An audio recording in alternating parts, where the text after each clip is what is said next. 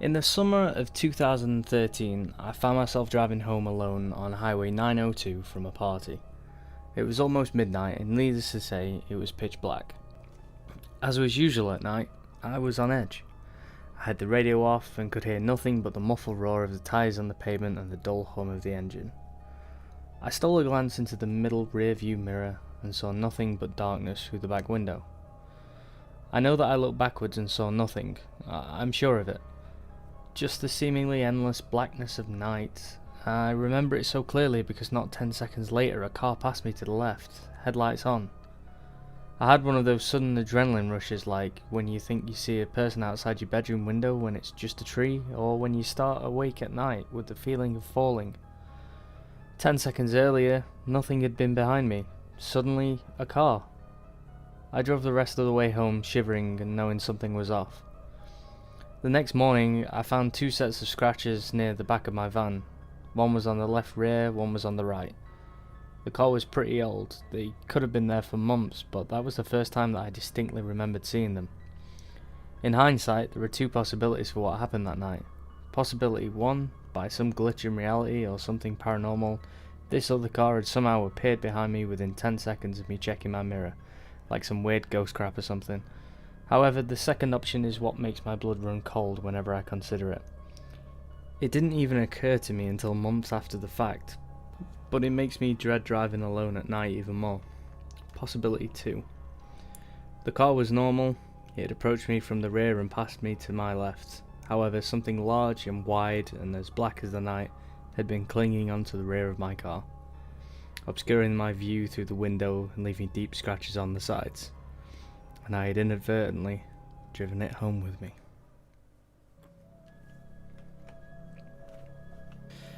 It all started on the 14th night of March, the night of my parents' 20th wedding anniversary. It was a wonderful sunny day, if memory serves, surprisingly warm for before the beginning of spring. The beautiful weather was perfect for the atmosphere of the day. Being married for 20 years is obviously a momentous occasion, so my parents had booked a table at our favourite Italian restaurant.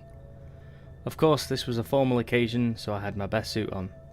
It was 5:33 and I was just straightening my tie when my phone went off. I'd received a message.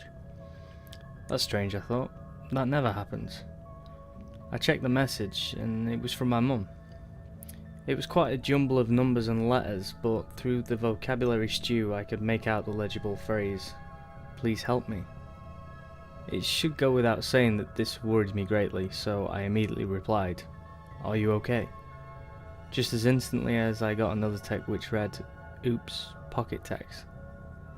I sighed with all the relief I had and continued to prepare myself. A few minutes later I received yet another message, this time from my dad.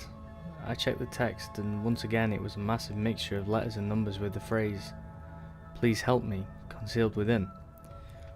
Creepy though this was, my dad was always a joker, so I presumed he was just joking around, until I was sent another text saying, "Oops, pocket text."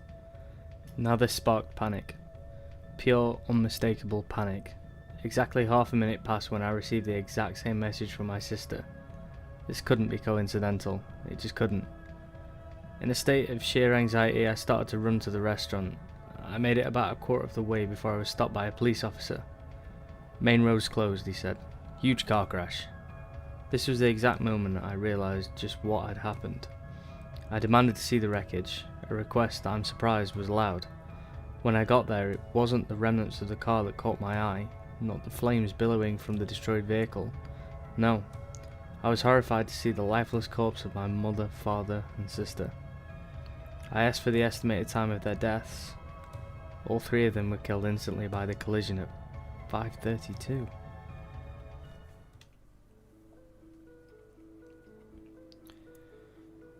This actually happened to me a few years back at the University of Arts in Philadelphia. My sophomore year, I roomed with a girl named Cara. She was a jazz vocalist, but her main interest was opera. We had a small room on the 6th floor of a dormitory called Juniper Hall. The walls were thin, and her last night's singing and voice practices would keep me up late. After a month or so of lost sleep, I convinced her to move her last night practices to the music studios in the Merriam Theatre building a block away. Around 8 o'clock one evening, Cara announced that she would be practicing late for an upcoming recital and probably wouldn't be home until around midnight. Great, I thought. That means I can go to bed early. I was beat. I had a horrible day in acting studio and was ready to pass out as soon as I had dinner. She said goodnight and left, coffee and sheet music in hand. I made some grilled cheese and soup, gobbled it down, and immediately began to prepare for bed. By the time I got out of the shower, my eyelids were so heavy I could hardly brush my teeth. I pulled on my PJs and crawled into the top bunk of our bunk bed. I was out as soon as my head hit the pillow. I should take a second to describe the layout of our apartment. When entering the apartment, the bedroom was through a door immediately to the left. Our bathroom is inside the bedroom, just past the bunk beds. Anyway, I woke up to the sound of the apartment door closing. I opened my eyes and groggily checked my phone. Midnight on the dot. I rolled back over and closed my eyes. I heard Cara enter the room and stop in front of the bunk bed, checking to see if I'm actually asleep, I thought. She flopped down on the bed below me, which was strange, as she was a stickler for brushing her teeth and washing up before bed. Then again, exams were just around the corner and we were all exhausted. The mattress below me creaked and then was silent. I couldn't even hear breathing. I started to drift off again. I was just on the edge of deep sleep when I was startled awake again by a noise. A key in the lock, the door opening, and Cara entering our apartment humming an opera tune. The mattress below me creaked.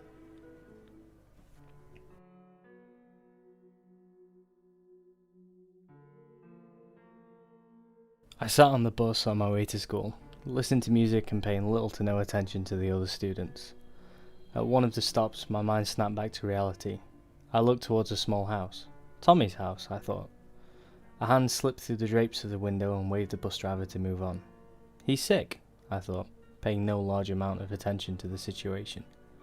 The day flew by. I watched the local news channel after school, and what I heard paralysed me. Tommy's entire family was murdered that day by an unknown suspect. After hearing this news, I moved back up to my room and quietly fell asleep. The next day, I sat on the bus. We drove past Tommy's house and the bus driver, unaware of Tommy's family's fate, stopped at his home. As I was about to get up and explain to her what had happened, something caught my eye. A pale hand slipped through the drapes of the window and waved the bus driver to move on. I sat on the bus, terrified.